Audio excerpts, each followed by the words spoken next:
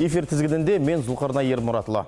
Ақпараттық үгіт-насихат тобы мемлекеттік органдарда жолдауды түсіндіру жұмыстарын жалғастыруда. Бүгін мемлекеттік қызмет істері жөніндегі агенттік өкілдері тауарлар мен көрсетілетін қызметтердің сапасын бақылау қауіпсіздігін департаментіне барды.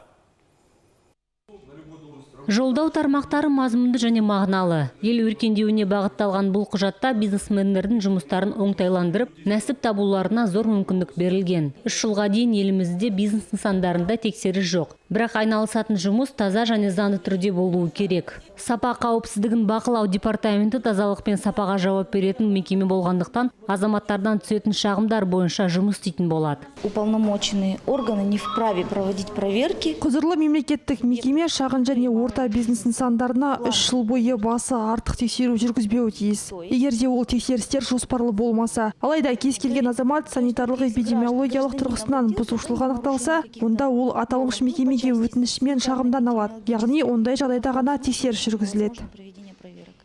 Осы жылы аталмыш мемлекеттік мекеме 2516 тексеріс өткізуді жоспарлаған болатын. Кезең-кезеңмен жұмыс аяқталып келеді. Оның ішінде бизнес нысандар, балабақшалар мен мекемелер бар. Жолдауда айтылған тармақты орындамаса, заңды түрде әкімшілік және қылмыстық кодекспен қудаланады.